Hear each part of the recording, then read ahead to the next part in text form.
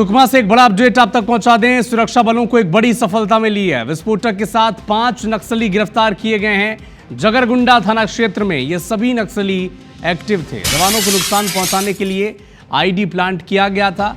5 नक्सलियों को गिरफ्तार किया गया है। जगरगुंडा थाना क्षेत्र में ये सभी नक्सली एक्टिव थे।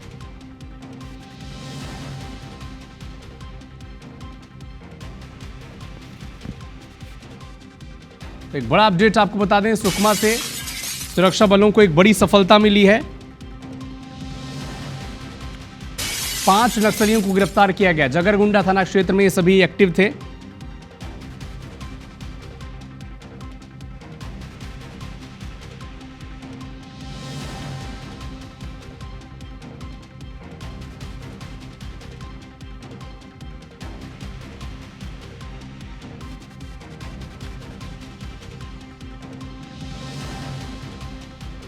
बैकुंठपुर में यातायात नियमों की धज्जियां उड़ाई जा रही हैं। एक स्कूटी में 6 स्कूली बच्चों की सवारी का वीडियो सामने आ चुका है। पुलिस ने 9,000 का चालान काटा है इनका। एक स्कूटी में 6 स्कूली बच्चों की सवारी का वीडियो सोशल मीडिया पर वायरल हो रहा है। ये वीडियो आप देखें, एक स्कूटी में 6 लोग सवार हैं। कैसे ट्रैफिक नियमों की धज्जियां उड़ाई जा रही हैं, ये बताने के लिए काफी हैं। बैकुंठपुर की खबर है। एक स्कूटी, 6 स्कूली बच्चे वहां पर सवार हैं। आपने अक्सर सुना होगा कि बच्चों की मर्जी से शादी करने पर माँ बाप की समाज और रिश्तेदारों के सामने नाक कट जाती है। ये महज एक कहावत है, लेकिन ये वाकई में सच हो गया है। बेटी के मन मुताबिक शादी करने पर रिश्तेदारों ने ही उसके पिता की नाक काट डाली। ये मामला राजस्थान के बाड़मेर के राणासर कला से है, जहां बेटी के मर्जी से शादी करने से नाराज कुछ रिश्तेदारों ने उसके पिता मोहन लाल बिश्नोई की नाक धारदार हथियार से काट डाली। 8 रिश्तेदारों के खिलाफ केस दर्ज किया गया। सभी आरोपियों की तलाश की जा रही है।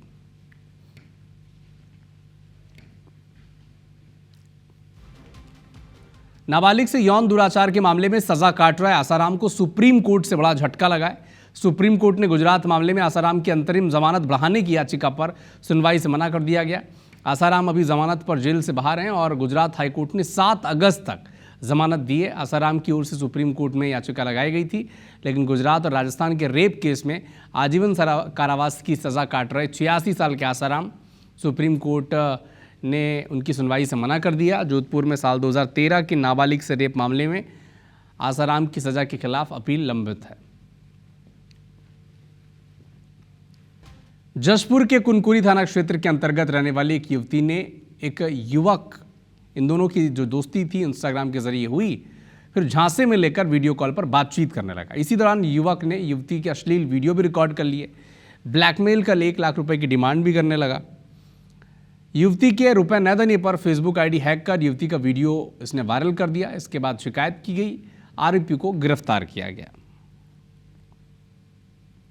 2022 में एक मामला कुनकुरी थाने में पंजीबद्ध हुआ था, जिसमें आरोपी कंवलजीत ने पहले तो एक लड़की के साथ सोशल मीडिया पर दोस्ती किया। दोस्ती करने के बाद उसका अश्लील वीडियो बनाया और बाद में उसे धमकी देकर उससे 1 लाख रुपए की मांग किया। पैसा नहीं मिलने पर वीडियो को वायरल कर दिया। आरोपी को तलाशने के लगातार प्रयास किए जा रहे थे। अंततः उसे दिल्ली से गिरफ्तार किया गया और न्यायिक रिमांड पर जेल भेजा गया। इधर ग्वालियर शहर के पॉश इलाके सिटी सेंटर में करीब नाबालिग किशोरी के अपहरण की खबर पुलिस महकमे में हड़कंप मचा दिया है। क्या हुआ कि गुरुवार की देर रात कुछ युवकों ने 15 साल की नाबालिग किशोरी को अपनी कार में बैठाकर पूरे शहर में घुमाया। जब परिजनों को किशोरी नहीं मिली तो परिजनों ने किशोरी की अपहरण की सूचना पुलिस को दे दी। किडनैपिंग की खबर उड़ी तो पुलिस ने पूरे शहर में घेराबंदी कर कार को पुरानी छावनी के इलाके में पकड़ा। कार सवार 2 युवकों को पूछताछ के लिए लेकर गई। ये कार सिद्धार्थ घुरैया की बताई जा रही है। कार में सवार सभी लोग शराब के नशे में थे और किशोरी ने भी पुलिस को ज़बरदस्ती युवकों द्वारा शराब पिलाने की बात बताई है। किसी लड़की का अपहरण हो गया और रात में पुलिस द्वारा पूरी शहर की नाकाबंदी की गई और फिर गाड़ी और जो भी उसके चालक थे उनको पकड़ा गया। बाद में ये सामने आया था कि एक लड़की थी और वो कुछ लड़कों के साथ थी और ये लोग सब नशे में थे। कोई भी शिकायत मिलती है लड़की के परिजनों द्वारा तो इस पर वैधानिक कार्रवाई कर प्रथम सूचना रिपोर्ट दर्ज की जाएगी। उज्जैन में बैटरी चोरी के आरोप में पकड़े गए एक युवक की पुलिस द्वारा डंडे से पिटाई का मामला सामने आया। वीडियो भी सामने आ चुका है। इसके बाद एसपी ने मामले की जांच के आदेश जारी किए। वायरल वीडियो भैरवगढ़ थाना क्षेत्र के खलाना मंडी का बताया जा रहा है। वीडियो में दिख रहा है कि पुनासा निवासी एक युवक को ट्रक की बैटरी चोरी करने के आरोप में स्थानीय लोगों ने पकड़ लिया। ग्रामीणों ने पहले आरोपी को जमकर पीटा, बाद में पुलिस के हवाले कर दिया। वीडियो में साफ दिख रहा है कि पुलिसकर्मी डंडे से आरोपी युवक की पिटाई कर रहे हैं।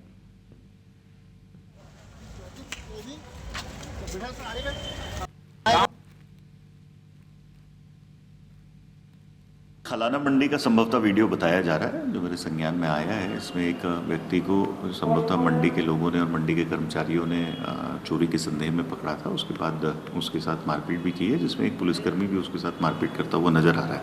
उसके संबंध में जो CSP जीवाजीगंज है उनको जांच ऑर्डर किया गया। जो वस्तुस्थिति होगी उसके अनुसार कार्रवाई की जाएगी। छत्तीसगढ़ के पूर्व मुख्यमंत्री भूपेश बघेल ने एक बार फिर से बजरंग दल पर निशाना साधा है। एक्सपोज कर धमतरी के कृष्ण अस्पताल में बजरंग दल के हंगामे को लेकर कहा कि शासन प्रशासन का संरक्षण लफंगों को मिल रहा है। बीजेपी देश के अल्पसंख्यक वर्ग को निशाना साध रही है, टारगेट कर रही है उन्हें। इस पर पलटवार किया गृह मंत्री विजय शर्मा ने।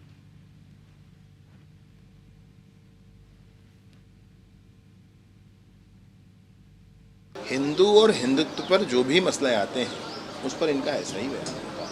मैं कहना चाहता हूँ, हर बार इस तरह स्थापित करने की कोशिश न करें कि हिंदू या सनातन धर्म को, पंथ को, विचारों को, भारतीय मानबिंदुओं को लेकर आगे बढ़ने वाले कुछ गुंडे लफंगे होते हैं। ऐसे नहीं सोचना चाहिए। समाज की रक्षा के लिए, हिंदू समाज की संस्कृति को बचाने के लिए अगर बजरंग दल को गुंडा कहते हैं तो यह आरोप हमको बिल्कुल मंजूर है और हिंदू समाज की संस्कृति के लिए हर एक चुनौती से लड़ने को तैयार है। रही बात कांग्रेस के प्रदेश अध्यक्ष ने कहा AK-47, तो AK-47 जब संसद में लेके घुसे थे तो ऐसे लोगों का अपना दामाद बना के कांग्रेस रखी थी, अपने गिरेबान में झाके, फिर उसके बाद आरोप प्रत्यारोप लगाए।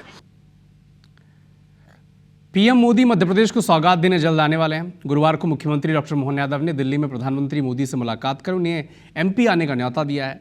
सीएम ने कहा कि पीएम मोदी ने भोपाल मेट्रो के उद्घाटन, किसान सम्मान और PM मित्र पार्क धार के भूमि पूजन के लिए सहमति दी है। बहुत जल्दी तारीख का ऐलान हो सकता है।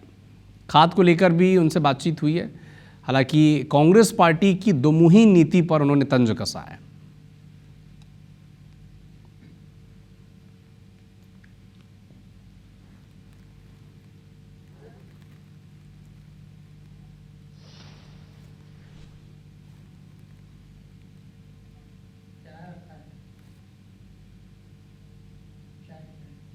मोदी जी ने हमारी मेट्रो के उद्घाटन के लिए, किसान सम्मान के लिए और PM मित्र पार्क जो लगभग 1 लाख से ज़्यादा लोगों को आदिवासी अंचल में रोजगार देगा, टेक्सटाइल पार्क, उसका भूमि पूजन करने आने की मौखिक स्वीकृति दी है।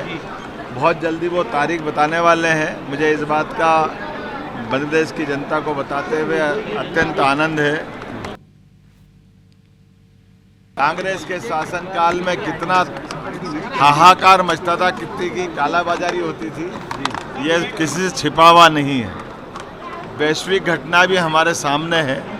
जब इंपोर्ट कराने के लिए कितनी चुनौती, उसके बावजूद भी यशस्वी प्रधानमंत्री ने हमारे राज्य के लिए वो सब प्रबंधन किए हैं। इसलिए किसी प्रकार की कोई कठिनाई, कोई खाद में किसी बात की तकलीफ नहीं आएगी। मुख्यमंत्री विष्णुदेव साय दिल्ली दौरे पर हैं। सीएम ने प्रधानमंत्री नरेंद्र मोदी को 1 नवंबर 2025 को रायपुर में आयोजित अमृत रजत महोत्सव में मुख्य अतिथि के तौर पर शामिल होने का न्योता दिया है। सीएम ने प्रधानमंत्री को राज्य सरकार की कई योजनाएं, विकास और प्राथमिकताओं और जन कल्याण से जुड़े प्रमुख विषयों की जानकारी दी है। सीएम साय ने कहा कि PM मोदी के मार्गदर्शन में छत्तीसगढ़ तेजी से प्रगति के पथ पर आगे बढ़ रहा है। इधर संसद भवन में गृह मंत्री अमित शाह से मुलाकात की, केंद्रीय जल शक्ति CR पाटिल से भी मुलाकात की।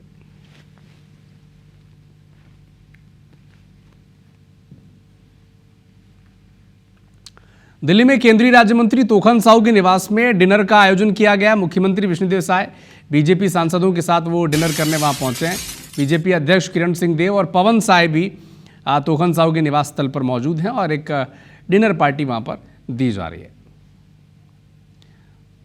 तो एक बड़ा अपडेट आपको बता दें, दिल्ली से केंद्रीय राज्य मंत्री तोखन साहू के निवास में डिनर का आयोजन किया गया। चूंकि विष्णुदेव साय प्रदेश के मुख्यमंत्री वो भी इस वक्त दिल्ली के दौरे पर हैं और मानसून सेशन जारी है, जिसके चलते भारतीय जनता पार्टी के सांसद भी वहाँ पर हैं, पवन साय भी वहाँ पर हैं, बीजेपी के अध्यक्ष किरण सिंह देव भी हैं। तो तोखन साहू जो केंद्रीय राज्य मंत्री हैं उनके निवास पर एक डिनर का आयोजन किया गया। सभी सांसद, मुख्यमंत्री, पवन साय, प्रदेश अध्यक्ष मौजूद है वहाँ पर।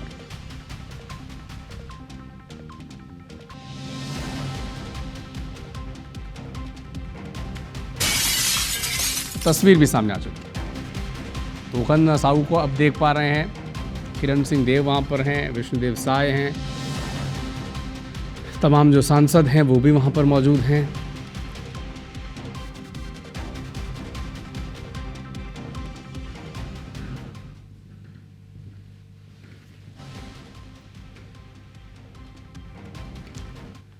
छत्तीसगढ़ कांग्रेस बड़े बदलाव की तैयारी में है। लगातार चुनावी हार के बाद नेतृत्व परिवर्तन की चर्चा भी तेज है। इसी बीच कांग्रेस निष्क्रिय नेताओं को लेकर एक बड़ा बदलाव करने जा रही है। दरअसल छत्तीसगढ़ में कांग्रेस सरकार जाने के बाद से इन अनुषांगिक संगठनों के एक भी कार्यक्रम नहीं हुआ है। इसके चलते इसे भंग कर दे नई नियुक्ति करने की मांग उठ रही है। महिला कांग्रेस के अध्यक्ष फूलोदेवी नेताम ने तो काफ़ी पहले इस्तीफा दे दिया है, फिर भी न जाने क्यों उन्हें अब तक नहीं हटाया गया। अब चूंकि प्रदेश में कांग्रेस का संगठन सृजन काम जोर शोर से चल रहा है, ऐसे में निष्क्रिय पड़े जो संगठन हैं उनमें फेरबदल की सुगबुगाहट शुरू हो चुकी है। अभी पूरे प्रदेश कांग्रेस में बूथ, सेक्टर, मंडल को मजबूती के लिए अभी हम इस पे काम कर रहे हैं, ताकि प्रदेश कांग्रेस कमेटी बूथ से लेकर प्रदेश कांग्रेस तक पूरी तरह से अपडेट और सरकार से मुद्दों की लड़ाई के लिए, जनता की लड़ाई के लिए हम पूरी तरह से सुसज्जित कर रहे हैं। बेमेतरा की साझा विधानसभा में बीजेपी के विधायक ईश्वर साहू की स्वेच्छानुदान राशि को लेकर बड़े आरोप लग रहे हैं। आरोप पर एक लिस्ट वायरल है, इसी लिस्ट को देखकर ये आरोप लग रहे हैं। आरोप के मुताबिक विधायक का स्वेच्छानुदान राशि से अपने परिवार और करीबियों को लाभ पहुंचा रहे हैं। विधायक के पीए, पीएसओ ने अपने ही परिवार, रिश्तेदारों और मित्रों को लाभ पहुंचाया है। वायरल लिस्ट में कई लोगों के नाम हैं और अब कांग्रेस पार्टी इस पर तंज कस रही है। पीसीसी चीफ ने कहा है कि माले मुफ्त दिले बेरहम जैसी बात है। इन आरोपों को लेकर विधायक ने खंडन किया है। जानकारी तो आई है, अब क्या है माले मुफ्त दिले बेहरम, दिले बेहरम, माले मुफ्त दिले बेहरम। अब राम राज्य है, लूट सको तो लूट लो, नहीं तो सत्ता जाएगी छूट। हमारे निवास में आए, जो अपने पास आवेदन लेके आए, गरीब आए, कोई अपनी बीमारी की आवेदन लेके आए, कोई एक्सीडेंट का लाए, कोई अपनी मकाम ने, ऐसे जो भी हमारे निवास में आए हम उसका अनुदान बनाए। और हमने ये नहीं देखा कि ये कांग्रेस है कि ये भाजपा है। अभी तक के 2000 जनता की सुरक्षा अनुदान में नाम डाल चुके हैं। दुर्ग में 2 ननों की गिरफ्तारी पर सियासी तूफान जारी है। सड़क से लेकर संसद तक हंगामा मचा है। शुक्रवार को कांग्रेस और सीपीएम नेताओं की डेलीगेशन ने दुर्ग जेल में बंद ननों से मुलाकात की। राजधानी में हंगामेदार प्रदर्शन हुआ। एक रिपोर्ट आप देखें।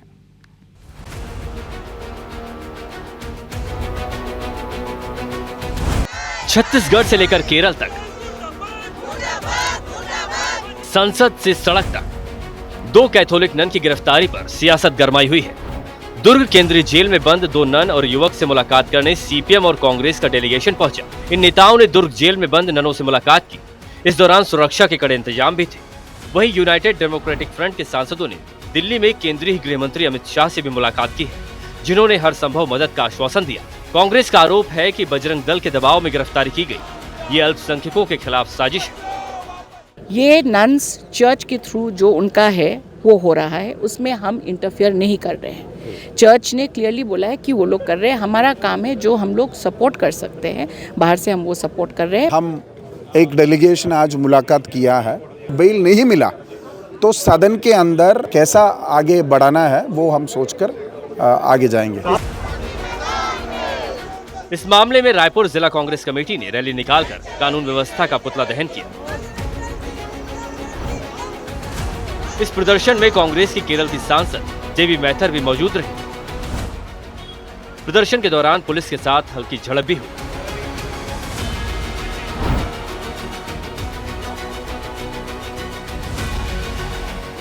जेल के अंदर भेजा है, ये माफ नहीं कर सकते। और वो भी ट्रैफिकिंग जैसा, ह्यूमन ट्रैफिकिंग जैसा सेक्शंस डाला है, वो we do not accept all that. Police वालों के सामने वो नन को धमका रही है, मारने पीटने की बात कर रही है, ये बहुत दुर्भाग्यजनक है। नन को जेल भेजा गया है, उनको तत्काल रिहा किया जाना चाहिए और छत्तीसगढ़ में न्याय मिलना चाहिए।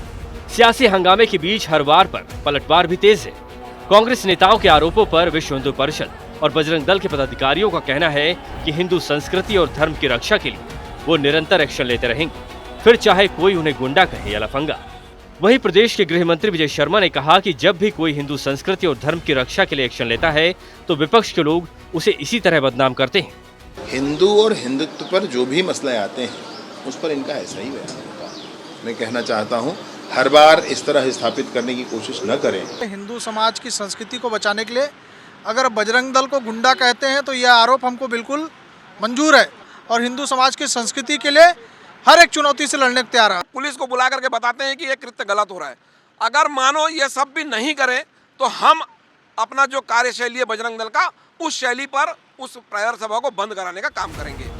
बता दें कि ननों की गिरफ्तारी का यह मामला छत्तीसगढ़ से निकलकर राष्ट्रीय अंतर्राष्ट्रीय स्तर पर पहुंच गया है। संसद में भी इस पर खूब शोर हुआ। कुल मिलाकर गिरफ्तारी पर सियासी तपिश जारी है और निगाहें कानून के फैसले पर टिकी है, क्योंकि पूरा केस एनआईए की कोर्ट में है। Bureau report, IBC 24। जबलपुर में एक अफगानी नागरिक पकड़ा गया है। एटीएस ने अफगानी नागरिक को गिरफ्तार किया। नाम इसका सोहबत खान है। शहर में 10 सालों से अवैध रूप से ये अफगानी रह रहा था। पासपोर्ट बनवाने स्थानीय महिला से शादी भी कर ली थी। पश्चिम बंगाल, छत्तीसगढ़ में रह रहे अफगानियों का भी खुलासा हुआ है। एटीएस को मध्य प्रदेश, छत्तीसगढ़ में 20 अफगानी युवकों की जानकारी मिली है। फर्जी दस्तावेज बनाने वाले 2 आरोपी भी गिरफ्तार कर लिए गए।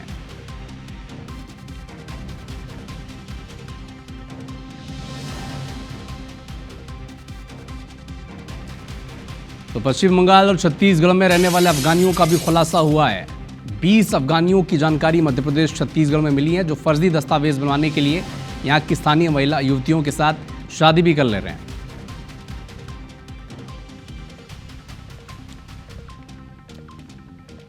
तो दुर्ग में नन की गिरफ्तारी को लेकर सियासत गरमाती जा रही। केंद्रीय गृह मंत्री अमित शाह ने यूडीएफ सांसदों के प्रतिनिधि मंडल से कहा है कि ननों की रिहाई में मदद करेंगे।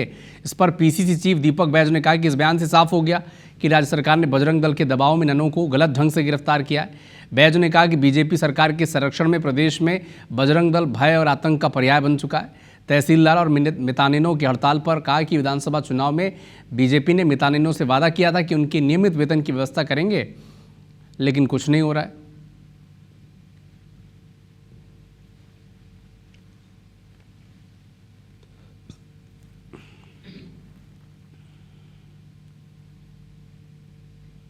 प्रदेश में बजरंग दल के द्वारा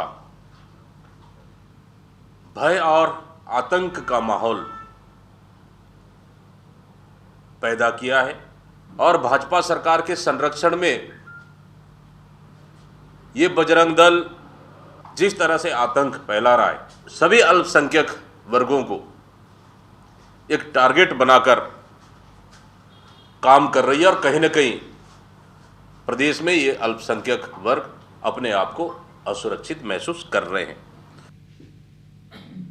लगातार जिस तरह से किसान खाद बीज को लेकर धरना प्रदर्शन कर रहे हैं, चिंतित है, सरकार बिल्कुल टस से मस नहीं हो रही है। खाद बीज के नाम से सिर्फ विज्ञापनों में, पेपरों में विज्ञापन देने तक सीमित है। क्षेत्र में खाद बीज नहीं है, किसान आंदोलित है।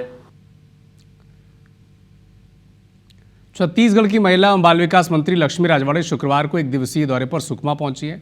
इस दौरान उन्होंने विभागीय अधिकारियों के साथ समीक्षा बैठक की और व्यवस्था में सुधार के निर्देश दिए। इसके बाद मंत्री लक्ष्मी राजवाड़े ने आत्मसमर्पित नक्सलियों से चर्चा की। उन्होंने कहा कि विष्णुदेव सरकार में नक्सलवाद का खात्मा तय है।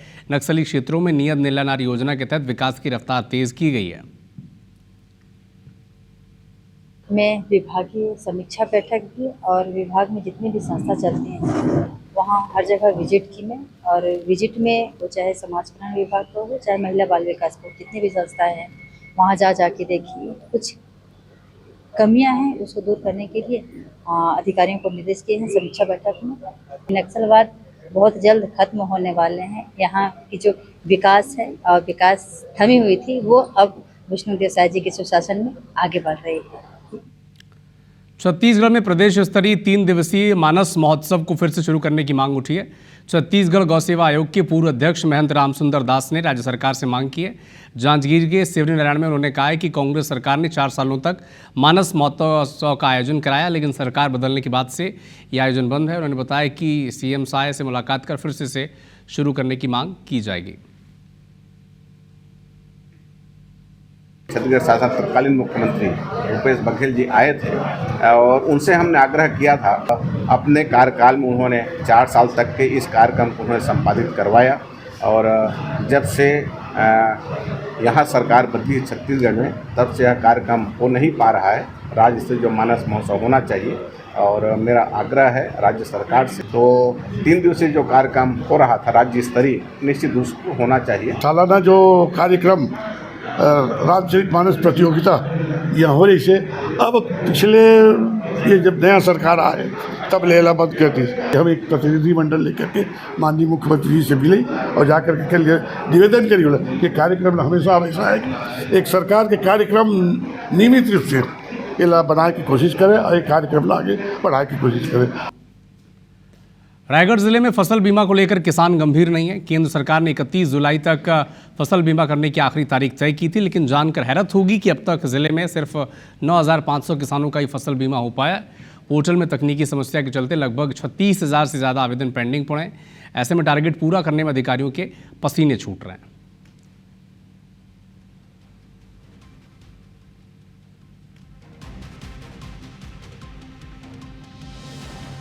किसान लोगों को पैसा सही समय पर मिल नहीं पाता है, बीमा करवाते हैं तो, और इन लोगों का जो फसल बीमा जो करते हैं ना और नुकसान होता है उसके हिसाब से लोग अलग अलग एरिया जान के अलग अलग हिसाब से मतलब ये लोग फसल बीमा का आकलन करते हैं। इससे हम लोगों को बहुत नुकसान होता है।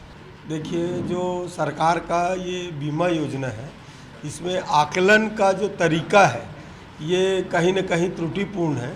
जितना नुकसान होता है किसान को उतना उसको बीमा से राशि नहीं मिलती है। पिछली बार का संख्या जो हमारा 26,000 था और आवेदन जो 93,000 एप्लीकेशन का लक्ष्य मिला था उसको हम लोगों ने पूरा कर लिया था। इस बार हम लोगों ने उसका 30,000 किसानों का लगभग 1 लाख एप्लीकेशन का लक्ष्य निर्धारित करके काम कर रहे हैं। राजधानी रायपुर में विमतारा भवन का उद्घाटन किया गया। इस भवन को विमला देवी ताराचंद फाउंडेशन ने बनवाया है। उद्घाटन समारोह में रियल ग्रुप संचालित सेवा प्रकल्पों के सभी लाभार्थियों को सम्मानित भी किया गया।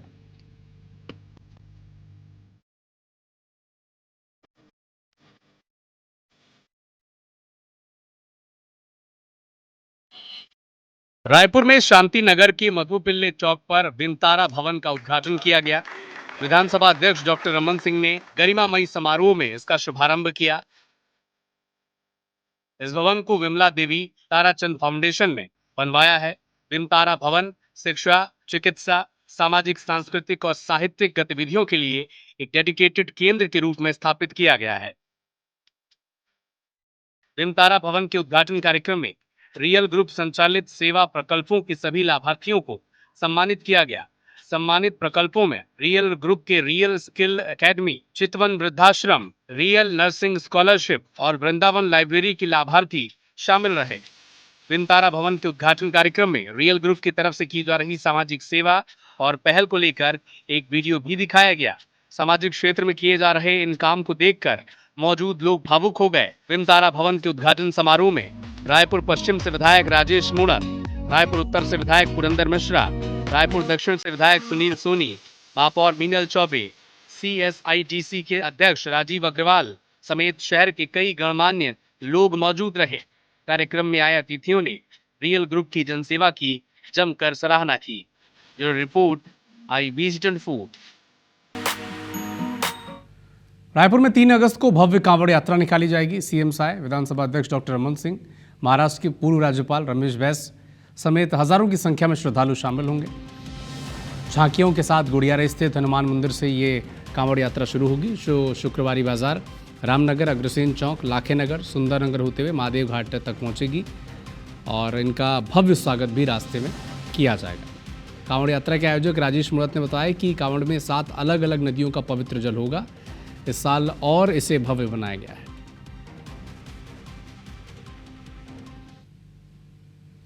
हर समाज, जाति, वर्ग, समाज के लोग, क्योंकि भोलेनाथ की बारात में सब लोग रहते हैं। मुख्यमंत्री जी विष्णुदेव साय जी, हमारे विधानसभा अध्यक्ष डॉक्टर रमन सिंह जी, पूर्व राज्यपाल रमेश बैस जी, उप मुख्यमंत्री विजय शर्मा जी, अरुण साहू जी, सांसद माननीय बृजमोहन अग्रवाल जी, हमारे यहाँ के 5-6 विधायक, महापौर, पूरे पार्षद, लगभग 70 वार्ड जो हैं इस रायपुर के, हर वार्ड से कार्यकर्ता इसमें भागीदार होगा।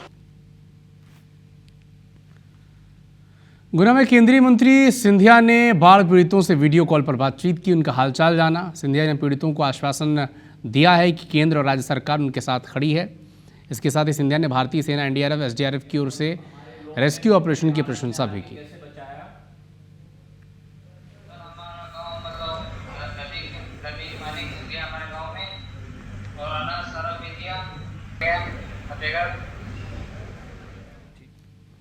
MP में अब अवैध हूटर, सायरन, नीली पीली बत्तियों और स्टिकर लगाने वाले निजी वाहन के खिलाफ कार्रवाई की जाएगी। इसे लेकर हाईकोर्ट ने सख्त रुख अपनाया है। कोर्ट ने RTO और ट्रैफिक DCP को नियमों के उल्लंघन करने वाले सभी वाहनों को चिन्हित कर उनके खिलाफ 7 दिन की कार्रवाई के निर्देश दिए। साथ ही कोर्ट को मिली शिकायत के आधार पर इंदौर की 140 से अधिक दुकानों में बिना अनुमति के सायरन और नीली पीली बत्तियां बेचे जाने के मामले पर भी कार्रवाई करने को कहा है। कई गुंडे, बदमाश और असंवैधानिक तरीके के लोग हैं, वो लोग हूटर और सायरन, फ्लैश लाइट लगाकर, नंबर प्लेट पर अलग अलग चित्र लगाकर, गलत नंबर प्लेट लगाकर घूम रहे हैं। प्रशासन में, समाज में, ट्रैफिक में बाधित बनने का प्रयास कर रहे हैं। उनके खिलाफ हमने याचिका लगाई थी। उसको माननीय न्यायालय ने उसे बड़ी गंभीरता से लिया और तत्काल प्रभाव से आदेशित किया कि जितने भी निजी वाहन हैं और अपात्र लोग हैं वह स्वयं तत्काल हटा लें, और प्रशासन को भी, कलेक्टर को, रीजनल ट्रांसपोर्ट ऑफिसर को भी आदेशित किया है कि ऐसी गाड़ियों के खिलाफ तत्काल प्रभाव से कार्रवाई कर 7 दिन के अंदर रिपोर्ट माननीय न्यायालय के समक्ष प्रस्तुत करें। अगर जिन लोगों को अनुमति नहीं है और उनने लगा रखा है तो उनको सबको स्वेच्छा से हटाना चाहिए, नहीं तो पुलिस इस पे कार्रवाई करे। और अगर इसमें ऐसे कुछ लोग भी आते हैं जिन्होंने भ्रम में लगा रखा है, उनको जानकारी दी जाए और वो हटाएं। सुप्रीम कोर्ट के रिटायर्ड जज अभय सप्रे ने सड़क दुर्घटनाओं के बढ़ते आंकड़ों को लेकर चिंता जाहिर की। भोपाल के हॉटस्पॉट एरिया का निरीक्षण किया और प्रेस कॉन्फ्रेंस में बीते 5 वर्षों में हुई दुर्घटनाओं के गंभीर आंकड़े साझा किए।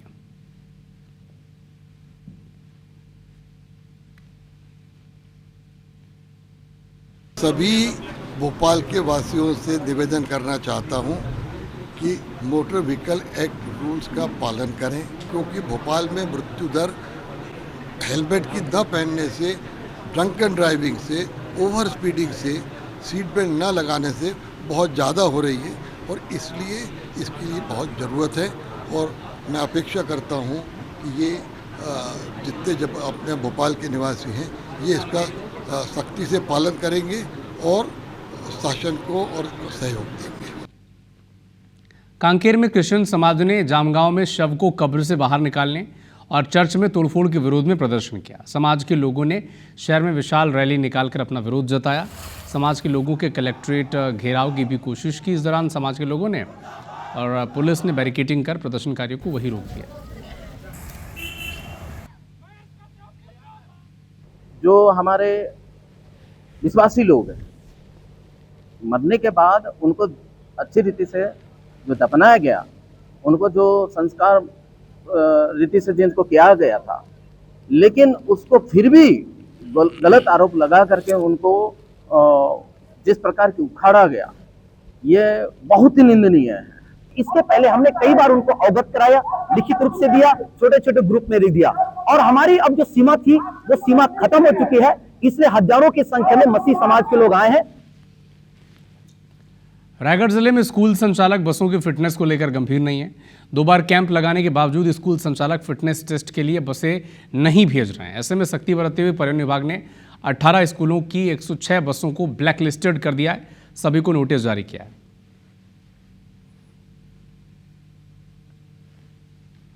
अधिक से अधिक बच्चों की संख्या बढ़ाने के लिए बसों और ट्रांसपोर्टिंग की व्यवस्था की जाती है, लेकिन उनके द्वारा इस बात का ध्यान बिल्कुल नहीं रखा जाता है कि बसें उस हालत में है कि नहीं। इसमें कोई सुधार दिखता है तो ये बच्चों के हित में, अभिभावकों के हित में बहुत अच्छा कदम होगा। बसों का चेकिंग होना चाहिए, पूरे नियम कानून का पालन होना चाहिए।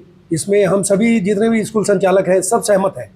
बस मेरा यही निवेदन है शासन से, फिर खर्चा का खर्चा में कर लें, घरगोड़ा का घरगोड़ा में कर लें, ताकि वहाँ की बसें यहाँ आने की ज़रूरत ही न पड़े। यदि ऐसा करते हैं तो सहयोग ज़्यादा मिल पाएगा। बाकी जांच तो होनी चाहिए क्योंकि बच्चों की सुरक्षा का सवाल है। 106 बसें जो हैं वो नहीं प्रस्तुत थी, तो उनको हम लोग 2 बार नोटिस देके फिर से बुलाए, फिर भी वो प्रस्तुत नहीं हुई। तो हमने सबको ऑनलाइन जो हमारा पोर्टल है उसमें ब्लैकलिस्ट कर दिए हैं और अभी हम लोग फिजिकली स्कूल में जा जाकर उसका इंस्पेक्शन कर रहे हैं। अभी हम लोग इसमें लगातार कार्रवाई करते रहेंगे। डोंगरगढ़ के मोर कुटुंब गांव में सरकारी मिडिल स्कूल का हाल बेहाल है। स्कूल के कमरे में जहां बच्चे पढ़ते हैं वहां छत से बारिश का पानी टपक रहा है, वहीं खिड़कियों में बिजली का करंट दौड़ रहा है। दीवारों पर पानी का रिसाव साफ दिख रहा है। आनंद फानन में सरपंच ने स्कूल की छत पर सफ़ेद प्लास्टिक लगवाया, फिर भी पानी टपक रहा है।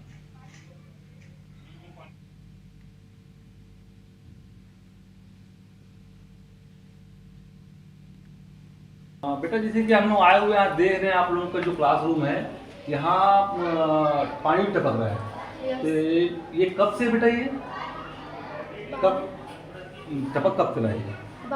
बारिश जो टपकता है बेटा। ये जो यहाँ देख रहा हूँ मैं क्लास में बहुत डैमेज लग रहा है, तो इसमें कभी किसी को नुकसान हुआ है कैसे? कैसे हुआ था बेटा? सर पे गिरा था, सर से। अच्छा, सीमेंट जो ऊपर छत में जो लगा है गिरा हुआ था सर में? पानी जैसे आया था ना, दिन हम लोग आया तो अब बच्चे लोग तो अंदर घुस गए ना जी, तो कई ऐसे 1-2 बच्चे साथे को उसमें खिड़की में टांगे तो उसमें हुआ जी। तो बोला कि सही से कहता हम लोग तुरंत इसको बाहर निकाले बच्चे लोग को जी, और तुरंत अपने गांव में लाइन में रहता है जी, उसको बुला कर तुरंत वहाँ से कटवा दिया। कोरबा जिले में करंट की चपेट में आने से हाथी की मौत हो गई। किसानों ने फसलों को जंगली जानवरों से बचाने के लिए अपने खेत में तार बिछाया था। हाथी की मौत के बाद सभी को गिरफ्तार कर लिया गया है। मामला कुदमुरा रेंज के बैगामार जंगल का है। इधर मरवाही में हाथियों के साथ आम लोग छेड़छाड़ करते नजर आ रहे हैं, पत्थर फेंक रहे हैं उसे, वीडियो भी आ चुका है। जबकि इस इलाके में आपको याद होगा सरगुजा में पिछले 3 दिनों में 4 लोगों की मौत हो चुकी है हाथी के कुचलने से।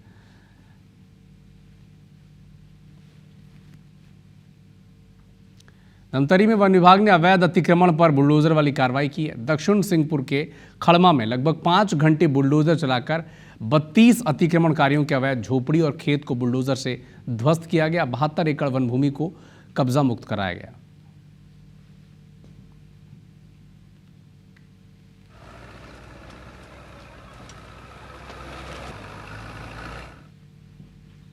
पंद्रह 16 के बाद ये अतिक्रमण करना शुरू किया था। पिछले साल ही हमने ये सेक्शन 88 का नोटिस दिया था।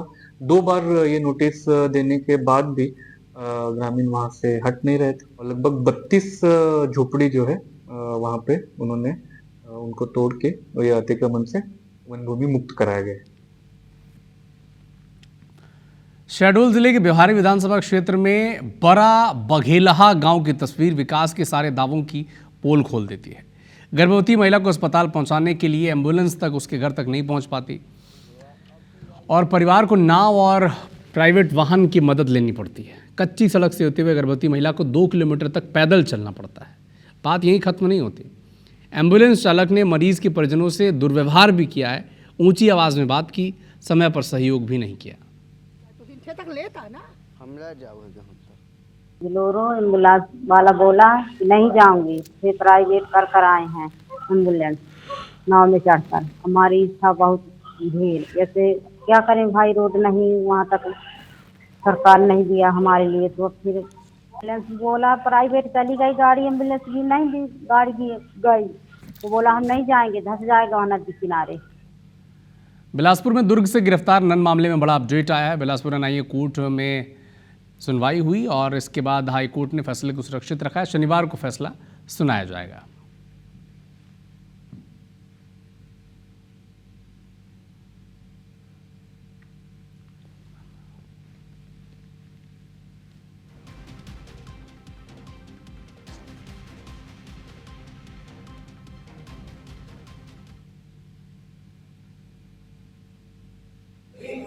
आज प्रीति मेरी, वंदना फ्रांसिस और सुकमन मंडावी की ओर से बेल पिटिशन फाइल किया गया। कोर्ट ने डायरी कॉल की। डायरी आने के बाद उस प्रकरण में सुनवाई हुई है। क्लोज फॉर ऑर्डर कल के लिए रखा गया। हमारे तरफ से प्रोसिक्यूशन ऑब्जेक्शन ये किया है कि चूँकि प्रारंभिक स्तर है विवेचना जो है, इसलिए उसकी जमानत का लाभ न दे। एक्चुअली में हमारा ये था कि अभी इंट्रोगेशन अभी पूरी तरीके से अभी पूरा नहीं हुआ है और मैटर अभी विवेचना के स्तर पे है। और चूंकि मामला काफ़ी गंभीर है और चूंकि एक धर्म से जुड़ा हुआ मामला और ह्यूमन ट्रैफिकिंग से जुड़ा हुआ मामला है, तो न्यायालय से हमने यही एक अपील की है कि ऐसे मैटर में एटलीस्ट चूँकि भी 25 जुलाई को अभी इसमें वो चीज़ें हुई हैं, FIR हुआ है। एमसीबी जिले के नगर निगम चिरमिरी क्षेत्र में पीलिया एक्टिव है। जिला अस्पताल, निजी अस्पताल के अलावा कुछ लोग घर में ही इलाज करा रहे हैं। मरीजों में सबसे अधिक संख्या बच्चों की है। पीलिया का प्रकोप सामने आने के बाद प्रशासन हरकत में आया और अब सर्वे कराया जा रहा है। दूषित पेयजल और आसपास की गंदगी को पीलिया फैलने की वजह मानी जा रही है।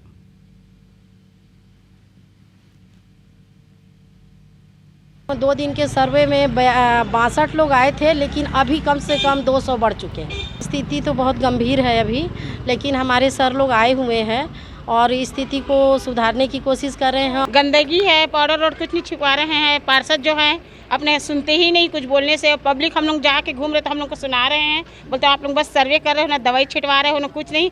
मेरी लड़की पीलिया से एकदम परेशान है। अभी यहाँ दफाई में भी इतना मरीज अभी निकल रहे हैं, तो 4 ठो अभी झड़वाने के लिए ले जा रहा हूँ। फिर पीलिया ही झड़वाने ले जा रहा हूँ।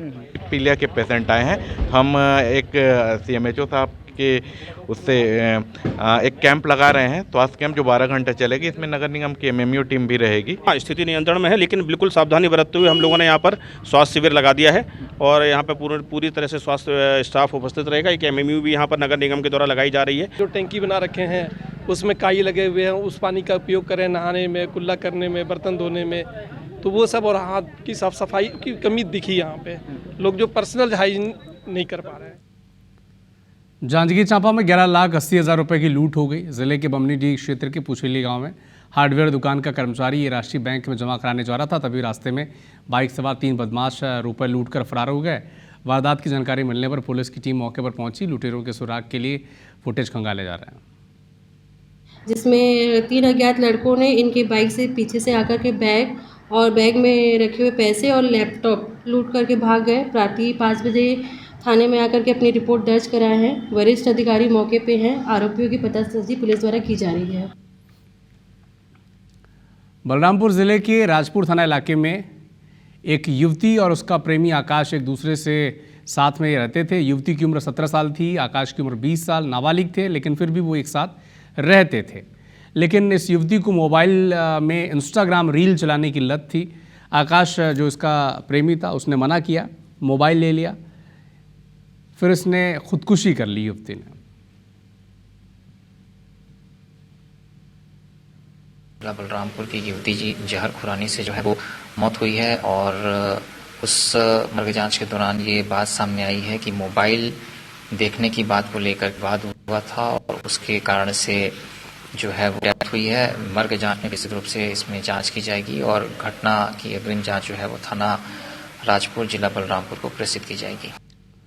समाज कल्याण विभाग नाम सुनते ही दिमाग में गरीबों, दिव्यांगों और ज़रूरतमंदों की मदद के लिए बनी योजनाएं याद आती हैं।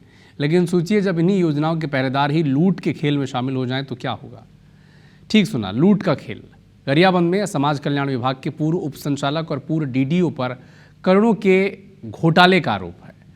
FIR दर्ज हो चुकी है, जांच शुरू हो चुका है। 2016 से 2022 के बीच का ये मामला है, जिसमें इन दोनों ने योजनाओं के नाम पर 3.25 करोड़ रुपए की हेराफेरी की है।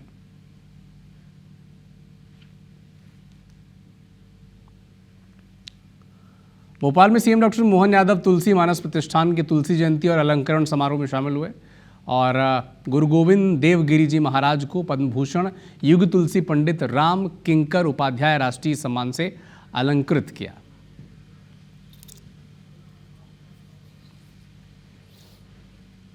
परम पूज्य राम किंकर जी महाराज के नाम पर ये जब हम पुरस्कार दे रहे हैं तो मैं कुछ बातें जरूर बताना चाह रहा हूँ कि हमने एक तरफ पूरे प्रदेश के अंदर नगरीय निकायों में गीता भवन बनाते हुए गीता भवन की रचना के लिए सरकारी आधार पर धनराशि देने का निर्णय भी किया है।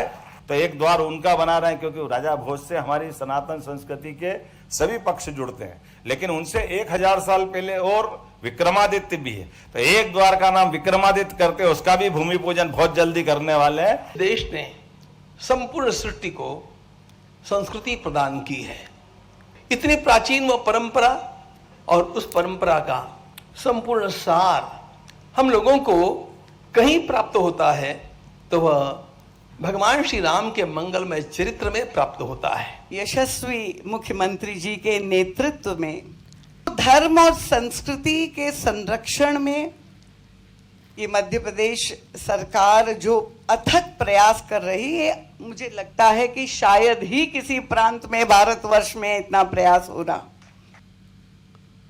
स्वच्छता सर्वेक्षण में देश भर में प्रथम स्थान प्राप्त करने के बाद पहली बार डिप्टी सीएम अरुण साव बिलासपुर के बिल्हा नगर पंचायत पहुंचे। यहां पर वो स्वच्छता दीदियों और सफाई मित्रों के सम्मान समारोह में शामिल हुए। डिप्टी सीएम विधायक धर्मलाल कौशिक, अन्य स्थानीय जनप्रतिनिधियों ने वहां पर उन स्वच्छता दीदियों और सफाई मित्रों के साथ स्वच्छता कमांडो का भी सम्मान किया।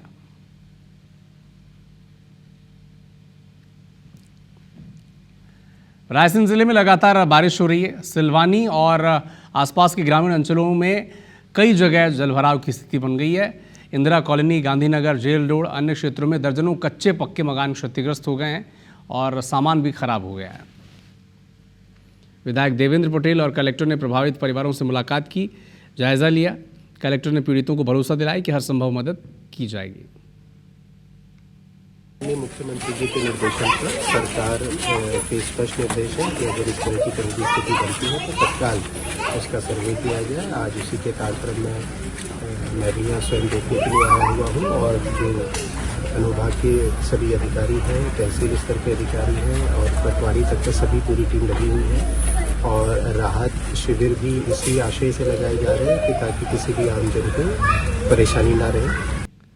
छत्तीसगढ़ को कृषि क्षेत्र में केंद्र सरकार की ओर से एक बड़ी सौगात मिली। केंद्र सरकार ने रायपुर में भारतीय कृषि और प्रसंस्कृत खाद्य उत्पाद निर्यात विकास प्राधिकरण यानी APEDA के क्षेत्रीय कार्यालय खोलने की स्वीकृति प्रदान की है। भारत सरकार के इस ऐतिहासिक फैसले से राज्य की कृषि, चावल और खाद्य प्रसंस्करण क्षेत्र से जुड़े निर्यातकों में उत्साह की लहर है। एमपी के बहुचर्चित नर्सिंग कॉलेज घोटाला मान्यता फर्जीवाड़े में हाईकोर्ट ने सीबीआई को अहम निर्देश दिए हैं। कोर्ट ने सीबीआई को आदेश दिया है कि वो पहले जांच में सुटेबल पाए गए 200 नर्सिंग कॉलेजों का रिकॉर्ड हाईकोर्ट में पेश करे। ये रिकॉर्ड करीब 1 लाख पन्नों का है, जिसे स्कैन करवाकर सीबीआई को कोर्ट में पेश करना है। हालांकि इतनी बड़ी संख्या में दस्तावेजों को स्कैन कराने के लिए हाईकोर्ट ने राज्य सरकार को भी निर्देश दिए हैं कि वो सीबीआई को ज़रूरी मैन पावर और संसाधन उपलब्ध कराए। इस मामले में सीबीआई ने आवेदन पेश किया था और उस सभी दस्तावेजों की संख्या लगभग 1 लाख से ज़्यादा बताते हुए उसमें उनके पास संसाधन ना होने का आधार लेते हुए वो डाटा देने से इनकार किया था। सीबीआई अपनी जांच पूरी कर चुकी है। अब सिर्फ देखना यह है कि सीबीआई को जो दस्तावेज दिए गए हैं कॉलेजों के द्वारा उनकी पुष्टि एक बार करनी है और उसके आधार पर ही हम माननीय उच्च न्यायालय को असिस्ट करेंगे। 7 अगस्त के लिए अगली सुनवाई नियत है। इंदौर के मांगलिया में पारिवारिक विवाद ने खौफनाक रूप ले लिया। एक महिला ने 3 बच्चों को मिठाई में जहर मिलाकर खिला दिया और खुद भी जहर खा लिया। चारों को इलाज के लिए अस्पताल में भर्ती कराया गया है। सभी खतरे से बाहर है। शुरुआती जांच में पता चला कि महिला और उसके पति के बीच लंबे वक्त से विवाद चल रहा था। हमको तो कुछ भी नहीं पता था। उनका बच्चा आया दौड़ के नीचे कि आंटी जी मेरी मम्मी बेहोश हो गई है तो आप देख लो। ये वो तो हमने जाके देखा तो वो बोले कि मैंने चूहे मार की दवा खा ली और मैंने 3 बच्चों को भी दे दी। उनने बोला ना कि मम्मी ने मिठाई लाई, मिठाई में मिलाया और हमने खाया। तो बोले कि मेरा आदमी मेरी सुनता नहीं, मेरे से लड़ाई करता है। ये बात बताई उनने। इसका पारिवारिक विवाद था पति के साथ। पति ड्राइवर था, चूँकि 8-8 10-10 दिन बाद आता था, तो ये बात थोड़ा सा इसी बात पे इनका आपस में झगड़ा होता था पति पत्नी का। तो इसी बात पे इसने गुस्से में पूरे परिवार बच्चे ने सबने मिलकर खा लिया। अभी दोनों सभी सुरक्षित हैं, खतरे से बाहर हैं। इंदौर के बाणगंगा थाना क्षेत्र में मिली महिला और बच्चे की लाश में मिलने के मामले में खुलासा हुआ है।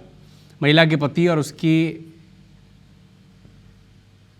बेटी की हत्या की गई थी। महिला के पति ने उसकी और बेटे की हत्या की थी। पुलिस ने आरोपी को गुना के पास से हिरासत में लिया है। बता दें कि रेलवे ट्रैक के पास झाड़ियों से 2 बॉडी मिली थी। एक महिला का था, दूसरा करीब 1.5 साल के बच्चे का। मौके पर पुलिस पहुंची, जांच की।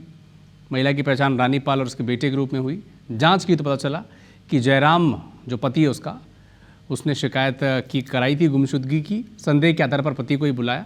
आरोपी अपने गांव भाग गया। हिरासत में लेकर पूछताछ की तो उसने अपना जुर्म कबूल किया। व्यक्ति आरोपी है जिसके द्वारा अपनी पत्नी और 1.5 साल के बच्चे की हत्या कर दी गई थी धारदार हथियार से, और इस पर मुकदमा कायम किया गया था। और परसों बॉडी का पता चला था, जिससे कल पोस्टमार्टम कराया जाकर और एविडेंसेस कलेक्ट किए जाएंगे, किस हथियार से इसने मारा, क्यों मारा।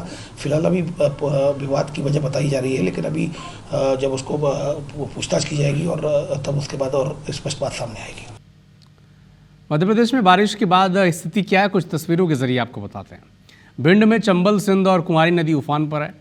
श्यामपुरा गांव में सिंध नदी का पानी तेज़ी से बढ़ रहा है और ट्रैक्टर से अपना सामान लेकर ऊंची जगहों पर जा रहे हैं लोग। कलेक्टर ने जायज़ा लिया है। 7 से 8 गांव में बाढ़ भी आ गई है। कटनी में बारिश के चलते दतला नदी उफान पर है। स्कूली बच्चे और ग्रामीण जान जोखिम में डालकर नदी पार करते आपको नजर आ रहे हैं। वैकल्पिक व्यवस्था नहीं है। 2 साल पहले जो पुल बना था वो तेज़ बाढ़ में बह गया। गुना में प्रभारी मंत्री गोविंद सिंह राजपूत ने बाढ़ पीड़ितों से मुलाकात की, मुआवजा देने का ऐलान किया। विस्तार से लोगों की समस्याएं भी उन्होंने सुनी हैं।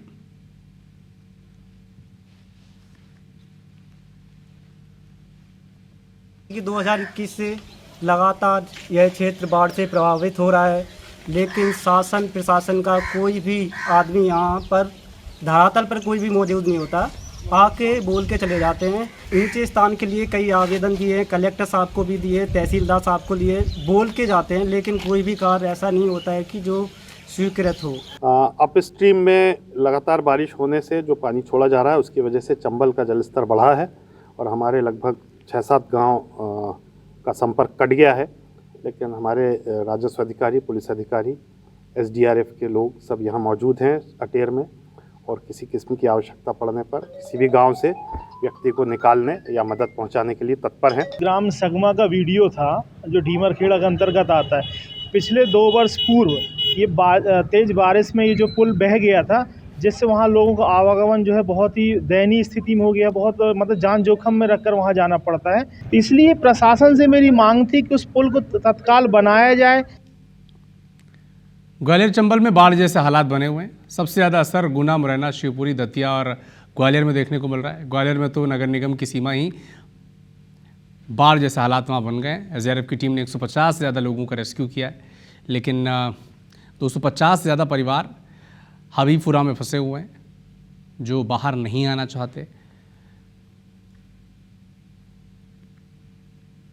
मौके का जायजा लिया हमारे संवाददाता नासिर गौरी ने। कि ये हबीबपुरा गांव में हम जा रहे हैं और आप देखेंगे कि पूरा जो गांव है वो पानी से पूरा पटा हुआ है, यानी कि हर तरफ पानी, जहां तक आपकी नज़र जाएगी वो पानी ही पानी नज़र आएगा। और ये शहरी इलाका है, नगर निगम का ये 61 नंबर वार्ड है और इस तरह के हालात यहाँ पर हो गए हैं। और जैसे कि जो लोग हैं यहाँ के, वो बताते हैं कि 40 साल में ये पहली बार इस तरह के हालात हैं वो पैदा हुए हैं। 70-80 परिवार अभी भी वहाँ पर हैं और वो कहते हैं कि हम नहीं जाना चाहते। तो प्रशासन के जो लोग हैं वो पहुंचे हुए हैं। वो लोग यहाँ पर उनको जो नाश्ता, चाय, जो सामग्री है, राहत की जो सामग्री है वो पहुंचाने का जो काम है वो कर रहे हैं। तो ये ग्वालियर का शहरी इलाका हबीबपुरा है और आप देखेंगे कि यहाँ पर अब जो मेडिकल्स की जो टीमें हैं वो पहुंच गई है।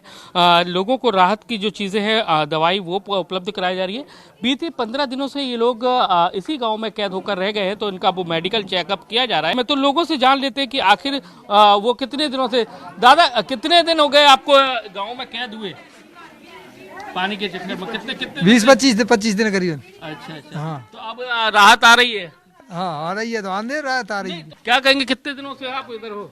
कम से 20 दिन आए पानी है। हाँ, रास्ता ही बंद है सफाइयाँ, कोई निकल ही नहीं पा रहा। देखिए ये टापू पे है, हमारे यहाँ पर पानी नहीं है, लेकिन गांव से आप बाहर नहीं निकल सकते क्योंकि गांव में चारों तरफ देखेंगे जहां तक आपकी नजर जाएगी वहां पूरी तरह से पानी है। और यही वजह है कि अब प्रशासनिक जो अमला है वो मेडिकल टीम्स के साथ में यहाँ पर पहुंचा हुआ है। और आप देखेंगे कि अभी भी लोगों के घरों के बाहर भी इतना पानी है और ये पूरा जो गाँव है पानी की चपेट में है, यानी कि पानी से पूरी तरह से घिरा हुआ है। लोग परेशान है, क्या सोचते हैं, क्या कहेंगे, कितनी परेशानी आ रही है? बहुत जगह डूब तो गए। हाँ, इससे पहले कभी हालात देखे थे ऐसे? कभी अबे नहीं देखे। हाँ, पहली बार है। कितना मुश्किल हो रहा है आप लोगों को? बहुत मुश्किल हो रहा है, हम तो खड़ा ही नहीं पा रहे, बिता ही फंसे हैं, नहीं तय हो रहे ना बिता हो रहे, बहुत ज्यादा ही। कितना रहने की व्यवस्था करो ताकि हम खड़े कितना रुपए पर सामान सेट होता रहे। ग्वालियर में अभी भी रेस्क्यू ऑपरेशन है वो जारी है। प्रशासनिक अमला जो है वो लगातार गाँव में पहुंच रहा है। तो हमारे साथ में जो तहसीलदार हैं कुलदीप जुबे जी, तो भाई अभी तक कितने गाँव का रेस्क्यू कर चुके हैं, कितने लोगों का रेस्क्यू कर चुके हैं? लगभग हम 150 लोगों को यहाँ से निकाल चुके हैं। तो ये क्या जो पानी को निकालने की निकासी का अभी क्या सिस्टम किया जा रहा है, निकाला जाए जिससे पानी? आलापुर डैम का जो बाल्व है उसको रात को खोला गया है और उससे पानी निकाला जा रहा है। समझ सकते हैं कि ग्वालियर शहर का ये शहरी क्षेत्र का वार्ड क्रमांक नगर निगम का 61 है, उधर ये हालात है। और आप देख सकते हैं कि अभी भी कई जो गाँव के जो मकान है वो डूब क्षेत्र में। हालांकि प्रशासन की कोशिश यही है कि ज़्यादा से ज़्यादा लोगों को सुरक्षित बाहर निकाला जा सके, मुनादी भी की जा रही है। अब देखना यही है कि ये पानी का जो जल स्तर है वो कब तक कम होता है और लोग कब तक अपनी राहत की सांस लेते हैं, यानी कि जिनके लिए जो कैंप बनाया गया है, अभी कैंप में आश्रित है, वो कब तक फिर वापस अपने गांव की ओर लौट पाते हैं। कैमरामैन राजकुमार कुशवाहा के साथ नासिर गौरी, IBC 24 ग्वालियर। फिलहाल इस बुलेटिन में इतना ही। नमस्कार।